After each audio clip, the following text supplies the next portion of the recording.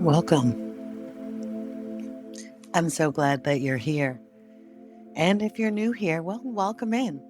This is the Gilded Leaf, a space for tea, soul work, and plant wisdom, for the quiet conversations that live beneath the surface of ordinary days. Wherever you're listening from, I invite you to settle in.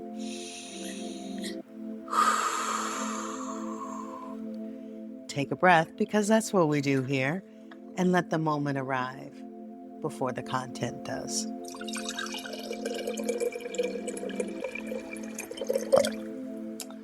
Hi, I'm Bridget, the writer and voice behind the Gilded Leaf. And if we're sitting together right now, this is the part where I'd slide you a warm cup of tea.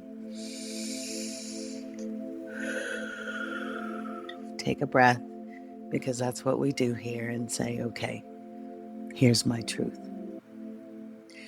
For those that don't know me, I'm a leaf lover, a tea drinker. Honestly, I drink tea all day, every day, all year long, 365 days a year, no exceptions. And with that, y'all know I pee a lot.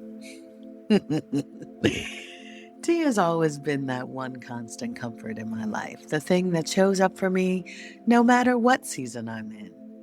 It steadies me, it hugs me all day long as I sip.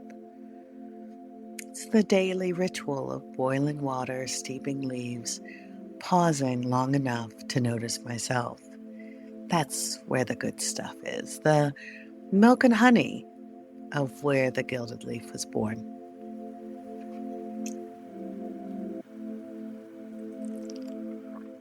It began as a passion project for me, something that I could offer into this little corner of the world to build plant community, to share plant education, and to honor the beauty of plants and the gentle ways that they help us heal. This week in the Weekly Steed, we sat with Yarrow. We spoke about boundaries, not as punishment, but as shape, not as hardness, but as the tender structure that keeps us from abandoning ourselves in the act of loving other people. I found myself thinking about one place where boundaries become especially difficult, especially tender, and especially necessary, and that is, quite frankly, motherhood.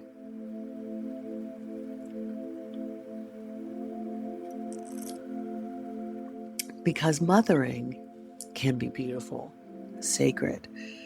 It's life-altering in the most profound ways. But it also can be all-consuming. And when you are mothering as a single woman, when you are also the provider, the planner, the emotional anchor, the one who signs the forms and pays the bills and carries the invisible architecture of the household inside your own body, something quiet can begin to happen. You can start to disappear inside that title. Not all at once, not dramatically, but slowly, like steam leaving a cup. You're still there, of course, but you become known mostly through your function, through what you handle well, through what you remember, through how much you can carry. And because love is woven through it, because devotion is real, because care is real, it can take a long time to notice when the self beneath the surface has gone a little quiet.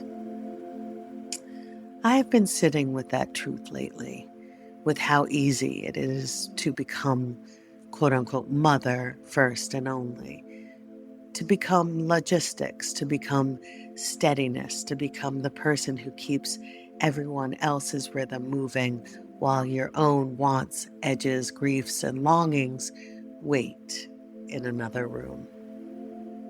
And for me, this has not only been about parenting, it has also been about the overlapping identities I carry as a woman, a friend, a daughter, an educator, a lover, a creative, a person who still has a life inside of her that needs tending to too.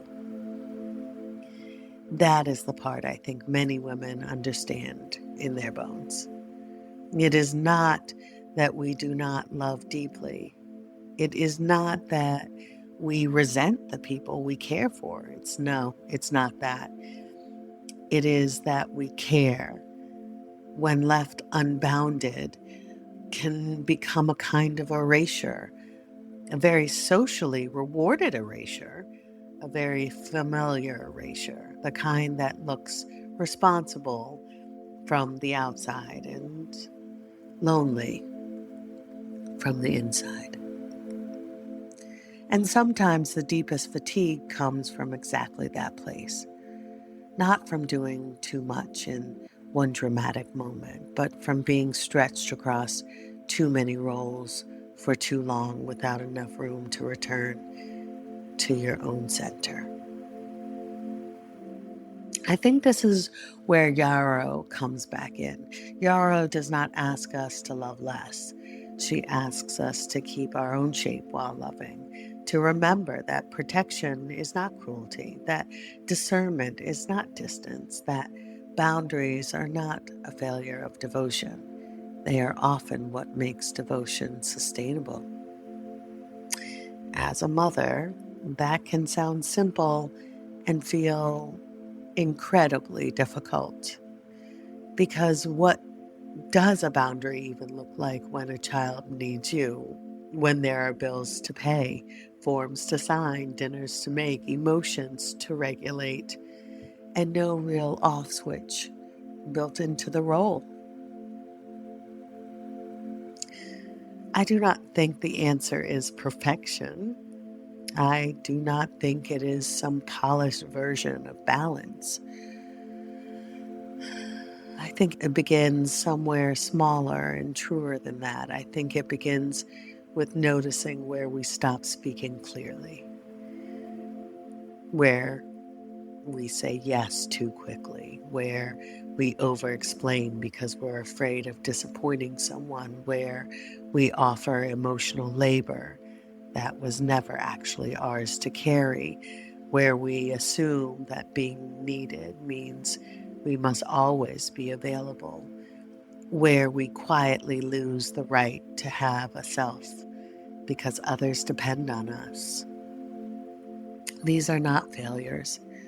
They are learned patterns, survival adaptogens, the habits that form when love and labor become braided together so tightly that we no longer know where one ends and the other begins.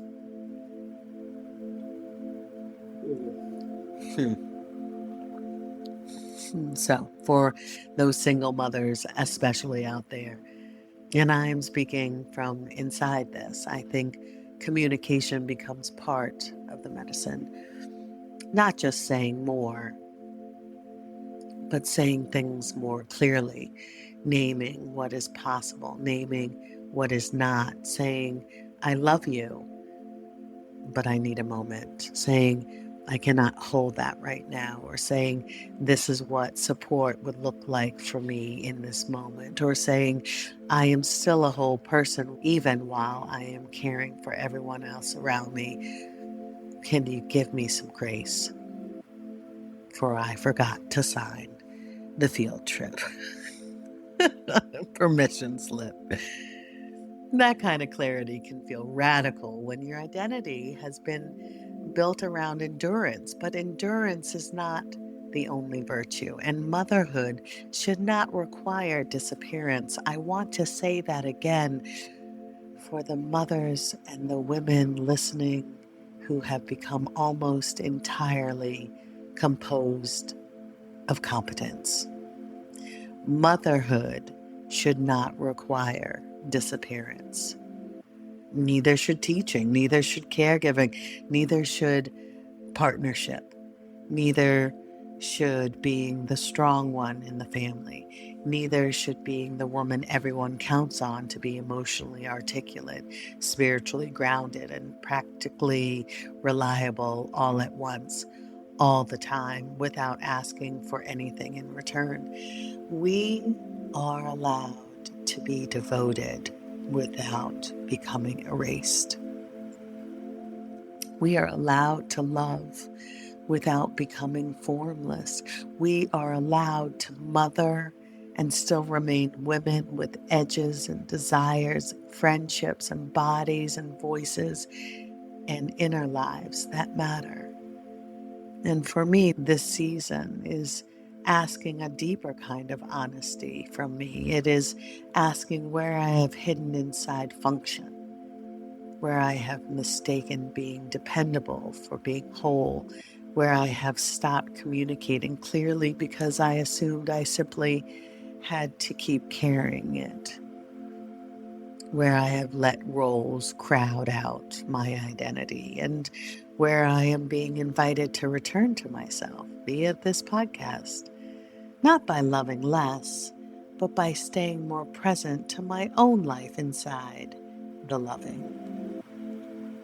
Maybe that is the real threshold here, not choosing between motherhood and selfhood, but refusing the lie that only one can survive. Refusing the old script that says a good woman empties completely. Maybe refusing the idea that being everything to everyone is the same as being well.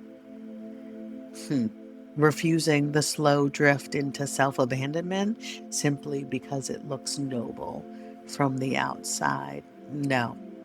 Ugh. Oh, my beloveds, this is tender work. Because often when we begin reclaiming ourselves, guilt arrives first. The guilt of saying no, the guilt of asking for help. The guilt of not wanting every part of us consumed by responsibility, the guilt of remembering that we are people too. But guilt is not always a sign that we are doing something wrong.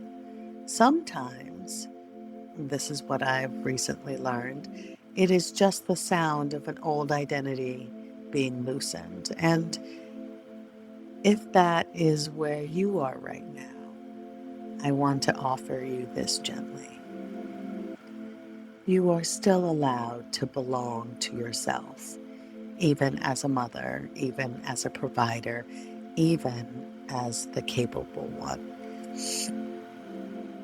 In a season where many people need much from you, you are still allowed to have that center.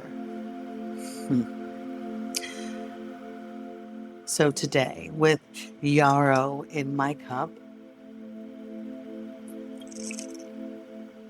I am thinking about the kind of boundary that is not a wall, but a remembering, a quiet return, a way of saying, I am here for what is mine to hold, but I do not have to disappear in the holding. That is the lesson I am learning slowly, as a mother, as a woman, as someone still trying to speak more clearly before resentment speaks for me, as someone still learning that support is not weakness and that boundaries are not abandonment, as someone still becoming in her feminine form. Before we close, I want to leave you with this simple reflection. Where have you become so identified with what you do for others that you have stopped asking what you need in order to remain whole for yourself? Sit with that over something warm, preferably yarrow, and of course a little bit of honey, because that kindness makes life a little more sweeter. Let it rise slowly. And if you can, write down one sentence this week that sounds like clear love instead of silent overexertion. It has helped me. Maybe it can help you too. Maybe it is, I need a little time before I answer. That's mine right now. I need time to process before I can return for the repair of loving. Or maybe it is, I cannot carry that for you right now. or maybe it is I love you and I need support too. Small sentences can change the weather inside a life. Ashe. So, thank you for sitting with me here today. Until next time, well, take a breath and sip something warm or something cold in a cold infusion. Yarrow with a little bit of honey tastes delicious. Notice what in you is asking not to be fixed, but to be better accompanied. And so, my beloveds, before we part, I want to say thank you. Ashe. Thank you for being here, for listening, for making space for the quiet things that move the heart and warm the soul.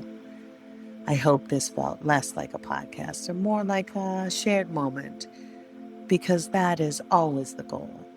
Like sitting with an old friend over a warm cup of tea where nothing needs to be fixed and nothing needs to be rushed. Just time for you and me to sit together and tend to what lives deep within us.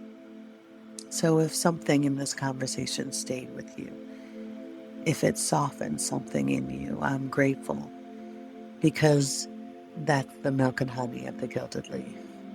Creating space to pause, to listen inward, and to remember ourselves with care. And if this found you at the right moment, if it met you somewhere tender, I want to ask you one small thing. Please share.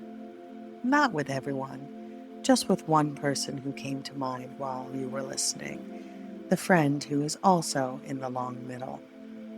The someone who has been carrying too much. The someone in your life who could use a warm cup and a quiet reminder that they are not alone in the crossing.